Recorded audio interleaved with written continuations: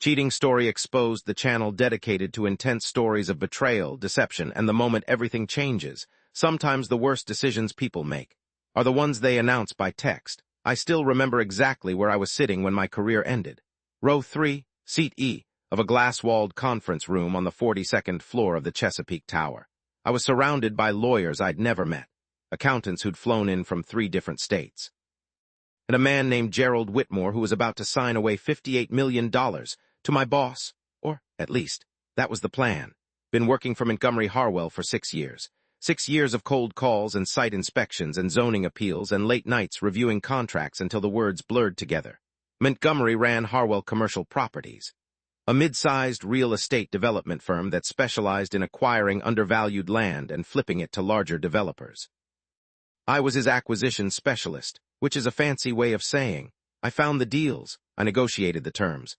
I did everything except sign the final paperwork. That honor always belonged to Montgomery. The Whitmore deal was my masterpiece. Gerald Whitmore owned 400 acres of undeveloped land about 30 miles outside the city. It sat right in the path of a planned highway expansion, which meant its value was about to explode. But Gerald didn't know that. Highway Commission's plans weren't public yet, and I'd spent 8 months cultivating a relationship with him, convincing him that his land was worth exactly what we were offering, $58 million, the actual value.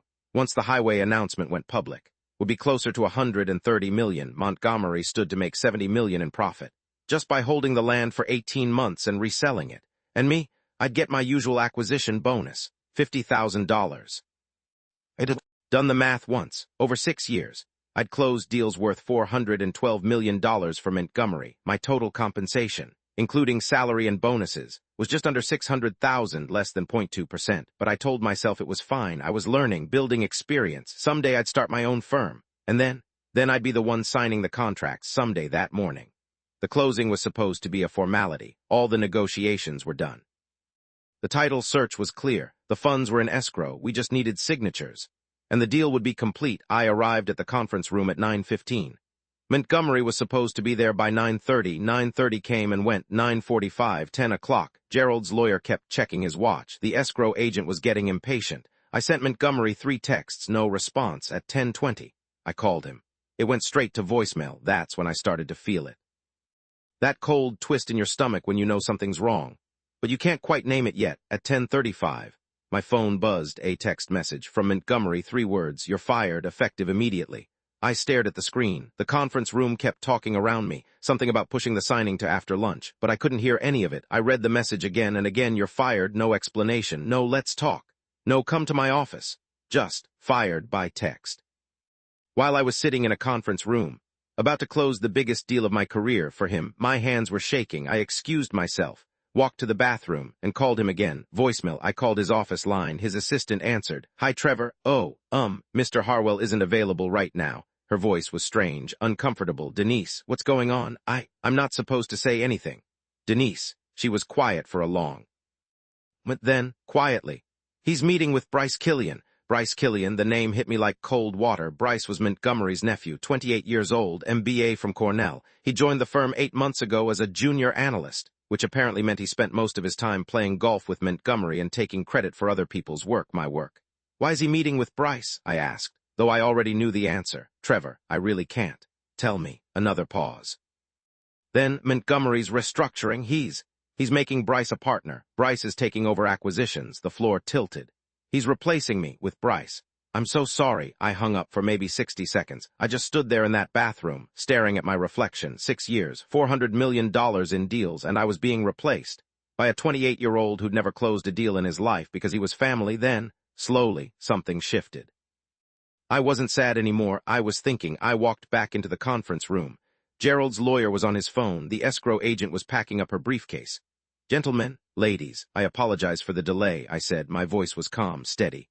"Mr. Harwell has been unavoidably detained. However, I have full signing authority on his behalf, and I'd like to proceed with the closing." That was a lie. I'd never had signing authority, but they didn't know that. Gerald's lawyer frowned. "I thought Harwell was supposed to sign personally." "The purchase agreement designates Harwell Commercial Properties or its authorized representatives," I said smoothly. "I'm authorized. If you'd like, I can have our legal team send confirmation. But that will delay the closing by several days." Gerald shifted uncomfortably. "I'd really like to get this done today." His lawyer hesitated, then nodded. Fine, let's proceed. The escrow agent laid out the documents. There were 7 signature pages. Each one had a line for purchaser. Each one currently read, Montgomery Harwell, Principal, Harwell Commercial Properties. I picked up my pen and then I paused. Here's the thing about commercial real estate contracts. They're long, dense, hundreds of pages of legal language that most people don't actually read. They just flip to the signature pages, sign where they're told, and assume everything else is in order. But I'd written this contract. I knew every clause. Every term, every single word, including the one clause that almost no one ever pays attention to, buried on page 87, in the section titled Assignment and Succession. It read, This agreement may be assigned by purchaser to any entity or individual provided that written notice is delivered to seller prior to closing. Any such assignment shall constitute a complete substitution of parties with no further consent required. In other words, as long as I notified Gerald before we finished signing, I could assign the purchase agreement to anyone, including myself. My heart was pounding. This was insane. This was illegal. This was, actually, no, it wasn't illegal, unethical, absolutely a breach of my fiduciary duty to Montgomery, without question, but illegal, no. The contract language was clear, and I was about to be unemployed anyway. I set down my pen. Excuse me, Gerald, before we proceed. I need to provide you with formal notice of assignment. Everyone looked up. Assignment? His lawyer asked. I pulled out my laptop, opened a blank document, typed 4 sentences, pursuant to Section 14.3 of the purchase agreement dated March 8. Montgomery Harwell hereby assigns all rights, duties, and interests in the Whitmore land acquisition to Trevor Allen Briggs, effective immediately. Trevor Allen Briggs accepts said assignment and assumes all obligations thereunder. This assignment is made with full authority and constitutes complete substitution of parties. Signed, Montgomery Harwell by Trevor Allen Briggs, authorized representative. I printed 2 copies, signed Montgomery's name on both, handed one to Gerald. He stared at it.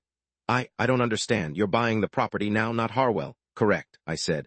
The assignment clause allows it. Your sale price doesn't change. Your terms don't change. The only difference is that I'm now the purchaser of record. His lawyer grabbed the contract. Flipped to page 87. Read the clause, then he looked at me. This is highly irregular, but permitted, I said. He glanced at Gerald. Gerald looked completely lost. Do I still get my $58 million? Gerald asked. Yes, I said. The funds are already in escrow. Nothing changes for you, Gerald shrugged. Then I don't care who signs it. His lawyer didn't look happy, but he nodded. The escrow agent cleared her throat. I'll need to see proof of funds from Mr. Briggs. The funds are already deposited, I said. Harwell Commercial Properties transferred them yesterday under the assignment clause. Those funds now represent my obligation. That was the beautiful part. Montgomery had already wired $58 million into the escrow account. Once I signed as the assignee, that money would complete the purchase. In my name, just stolen $58 million of Montgomery's money to buy myself a property worth $130 million. Using his own contract, the escrow agent looked uncertain. But she'd been doing this for 30 years. She knew the law. She pulled out her phone, made 2 calls, and finally nodded. The assignment is valid. We can proceed. I picked up my pen again and I signed my name 7 times, Trevor Allen Briggs, purchaser, when it was done. The escrow agent collected the documents. Gerald shook my hand. His lawyer still looked suspicious, but there was nothing he could do. The deal was closed. I now owned 400 acres of land worth $130 million, and I'd acquired it with Montgomery Harwell's money. I walked out of that conference room at 11:42. My phone had 16 missed calls from Montgomery. I ignored all of them. I went home, sat on my couch, and waited. Montgomery showed up at my apartment at 2:30. He didn't knock. He pounded when I opened the door. His face was purple. What the hell did you just do? I leaned against the door frame, calm. I closed the Whitmore deal. You stole my deal? No, I said quietly. I executed a valid contractual assignment. Everything I did was legal. You forged MY's signature. I signed as your authorized representative, I corrected. Which, technically, I was, until you fired me, and since you fired me by text, without any written revocation of my authority. The escrow agent had no reason to believe I wasn't still authorized. He was shaking. You used MY money? I used funds that were deposited into escrow for the purpose of purchasing the Whitmore property, I said. The assignment clause transferred the obligation. It's all in the contract. Montgomery, the contract I wrote, the one you didn't bother to read.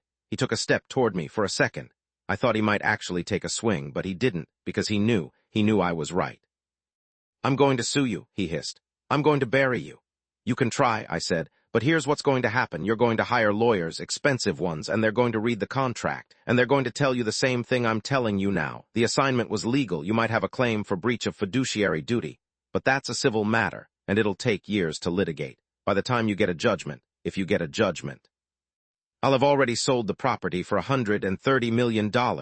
And even if you win, and even if the court orders me to pay damages, those damages will be calculated based on your lost profit, which means I'll still walk away with tens of millions. His jaw worked. No words came out. Or, I continued, you could accept that you made a mistake. You fired the wrong person, and you did it in the stupidest way possible. He stared at me for a long time, then he turned and walked away. I never heard from him again. 3 months later, the highway expansion was announced publicly. The value of the Whitmore property doubled overnight. I had 6 developers competing to buy it from me. I sold it 4 months after that. For $128 million after taxes and legal fees, I netted $71 million. Montgomery sued me, of course. His lawyers filed a complaint alleging fraud, breach of fiduciary duty, and about 9 other things. But my lawyers were better. The case dragged on for 2 years. And eventually, Montgomery settled for $2 million. I wrote him a check. Didn't even hurt. I used the rest of the money to start my own development firm. I hired a team. I treated them well. I paid them fairly. And I never, ever made business decisions by text message. As for Bryce Killian, Montgomery's nephew, the guy who replaced me, he lasted 6 months, turns out, when you don't actually know how to close deals. And you can't rely on someone else to do the work for you. You fail. Montgomery's firm collapsed 18 months after I left. He declared bankruptcy. Last I heard, he was working as a consultant for a property management company in Florida. I don't feel bad about what I did. I could tell you I do. I could say I regret it, that I wish I'd handled it differently, that I feel guilty, but I don't. Montgomery had 6 years to treat me like a partner. 6 years to recognize my value. 6 years to offer me equity, or profit sharing, or anything that reflected the hundreds of millions of dollars I'd made for him. Instead, he fired me by text and replaced me with his unqualified nephew, so I took what I'd earned and I built something better. People ask me sometimes, wasn't it risky? What if the escrow agent had refused? What if Gerald's lawyer had called Montgomery? What if someone had checked your authority? And the answer is, yes, it was risky. But here's what I learned in 6 years of working for Montgomery Harwell. Most people don't read the fine print. Most people assume that if something looks official and sounds confident, it must be legitimate, and most people, when you fire them by text message, have absolutely nothing left to lose. Montgomery gave me the perfect storm of opportunity and motivation. He thought he was cutting me loose. Instead, he cut himself loose from $70 million, and honestly, that text message was the best thing that ever happened to me. Sometimes the biggest betrayals lead to the biggest transformations. If this story hit you, hit that subscribe button. There are more stories like this coming, and remember, always read the contract, especially the parts no one else bothers with.